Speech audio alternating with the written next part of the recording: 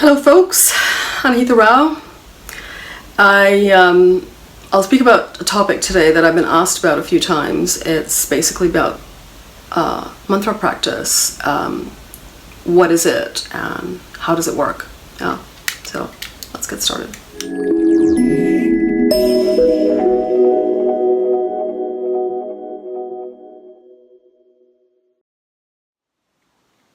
Okay, so mantras. What is it? Let's define it first. The word itself, if we split it into two, man and tra. Man comes from manas, which is the mind, essentially. But man is also used in contemporary usage when we talk about the heart. Yeah. So there's a devotional aspect to it. And the tra is basically tool. Yeah. Basically, we're talking about healing energies of sound. That's what we're, in essence, dealing with. The biggest remedy, in fact, is sound, because it can heal and balance everything. So how do mantras work in this way? Well, by repetition. You repeat the sound, which creates a vibration in yourself, and then it gets emitted into the outward world, and then the resonance comes back, yes?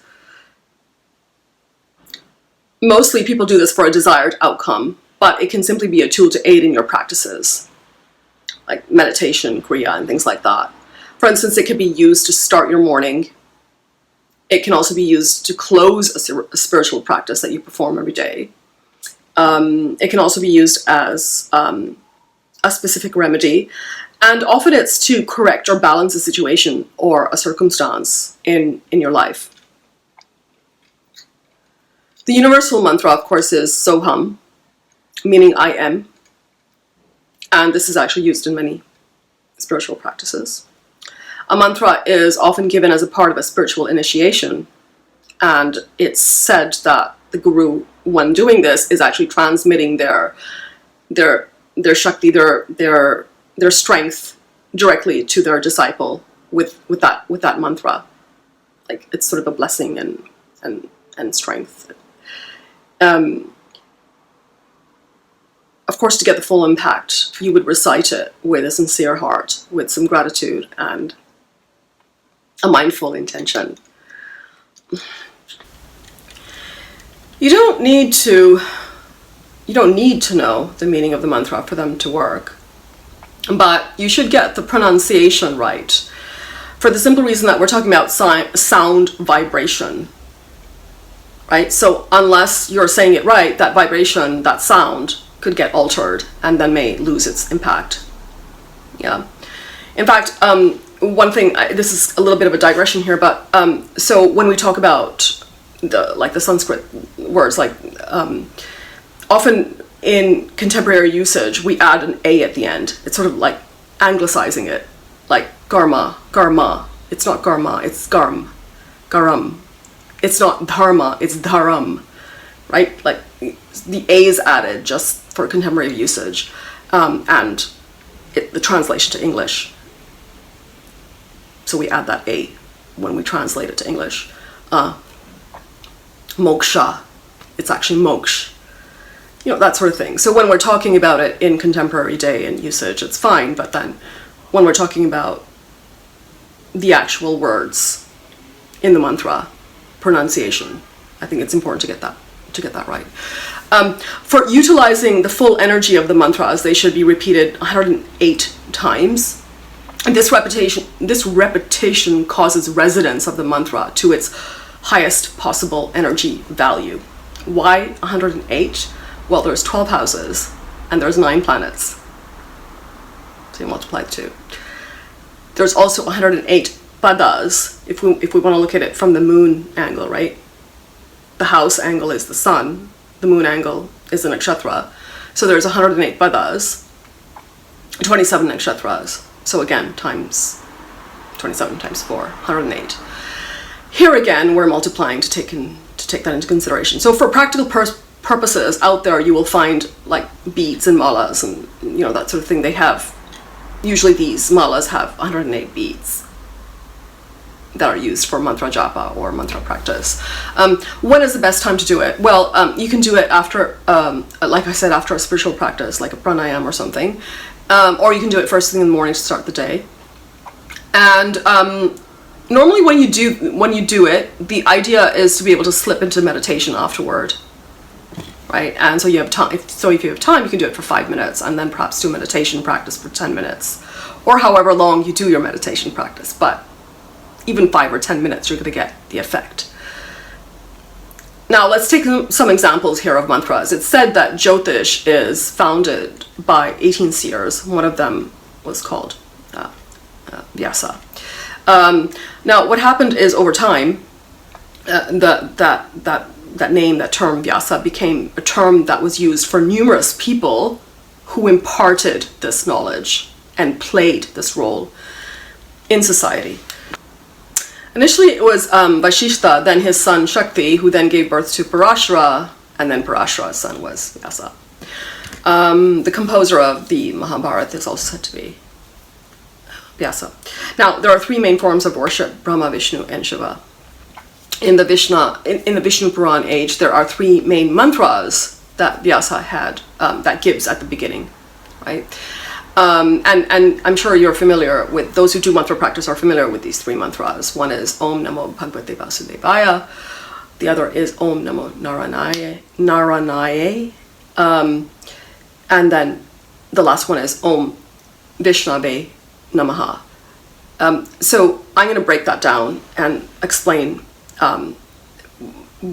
why it's composed and how many syllables there are and how that's connected to the astrology bit. Like, so for example, Om Namo Bhagavate Vasudevaya. That's 12 syllables.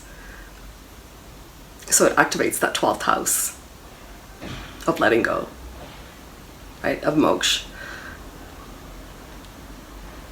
Then there is Om Namo Narayanaye. Right, so that's 8 syllables. And we can add a bija to make it 9 syllables. So that's the house it's activating. And then there's Om Vishnave Namaha. 6 symbols. 6th house. So syllables of mantra are connected to the houses that the mantra activates. So there's Om Namo Ganapataye Namaha. 9 syllables.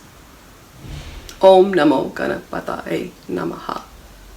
But if you add gum, right, it activates the 10th house. So then it becomes Om Gam Ganapataye Namaha. That's activating the 10th house. So the number of syllables activate the house indicated. The number of syllables activate the house that's indicated by those syllables. Another one is Durgaye Namaha. So that's Du-Ra-Ga-Ye Namaha. So that's the 7th house.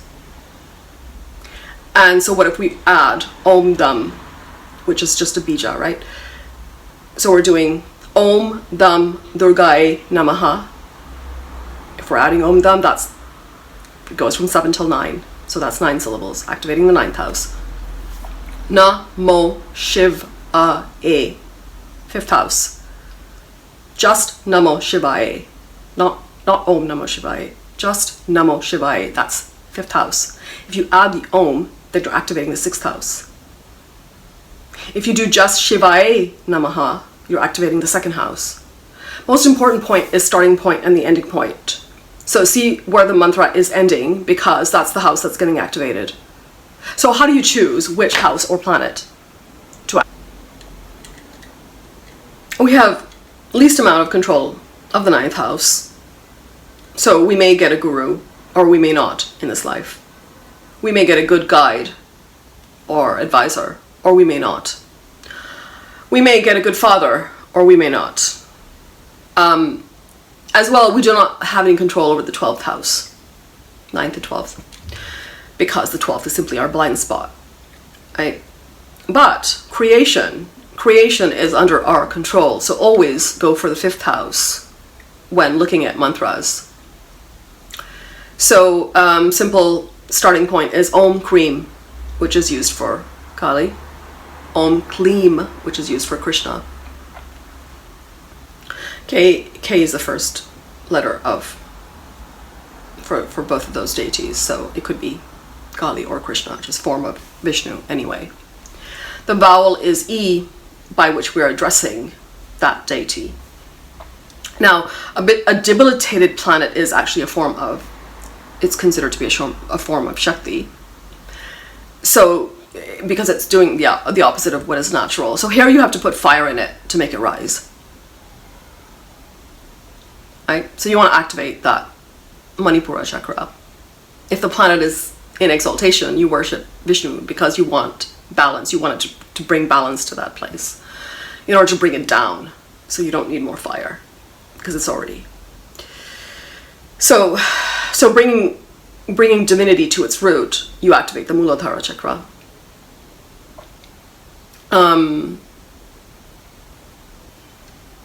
Now, for instance, we talked about this already. We talked about Om Namo Bhagavate Vasudevaya, activating the 12th house. So let's say, for example, a person has Virgo rising with a debilitated Venus in their ascendant. Then you would recommend a mantra where the mind can find more focus. In the case where a person has Pisces rising with an exalted Venus in the ascendant. So in this case, you recommend a humble mantra or chakra, right? The sound of the chakra as well can be used as a mantra. So for instance, for that exalted Venus in the Lagna, the root chakra, for instance, right? That's the Muladhara. So the sound could be just something simple as Lam, L-A-M. You can also choose to activate the trines for an exalted planet placed in a particular house. So in this case, with the Venus in Pisces, you look at Cancer, as that's the first water sign, right? So it could be just simply like Om Kleem, because that's Kali. Om Kleem Bhagavate Vasudevaya. Or Om Kleem Krishna Namaha. The Vedic name of Vishnu is Hari, so that corresponds to the Vishuddhi, the throat chakra, which is basically wisdom. Whereas for the debilitated planet, we look for the power and strength of the goddess energy, right? So that's the Kali, because we want to energize it more. We want to lift it. We want to lift it up. So then we use the Manipura chakra, which is the Ram Bija. So we do the krak, the K-R-A sound, right? The cream, and then we can do something simple like Om Kreem Saraswati, or Saraswati's name, or Lakshmi's name, or Durga's name. It doesn't have to be Kali only, like it can be any goddess. We're lifting that place. When a debilitated planet is there, you don't want to pick the vowel of the debility itself, right? But if you have to activate the Venus there, it's better to pick. So for example, if we're talking about Venus in Virgo, which is debilitated, but we want to activate that Venus, we want to lift it. So it's better to pick a Kendra to that Virgo to stabilize it, because we want to activate Venus. So I'm not Virgo,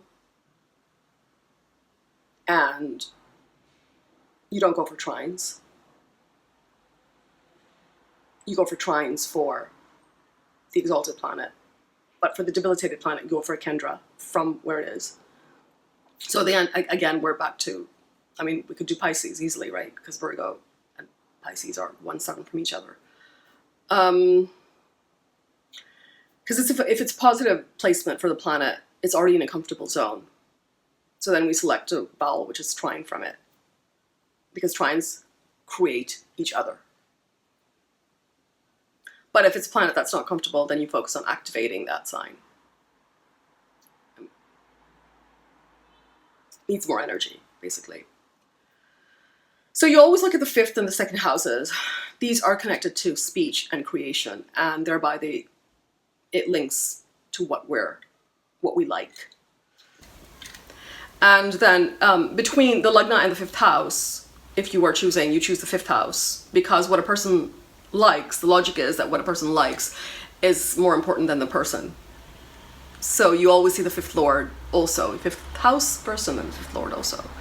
Look at the 5th from the moon too. Finally, a bit about mantra initiation and practice. I would just say, please be wary of astrologers prescribing very, very specific mantras. General ones are okay to give, like you know, for instance, Om Gurave Namaha for Jupiter, etc. But very, very specific ones, personal ones, I would recommend you only get that from a guru, because only a guru can initiate you in that way and give you a personal mantra. Yeah. So that's all for now. If you like the video, don't forget to hit like, and hit subscribe, and maybe even hit share. Thank you, folks. Take care.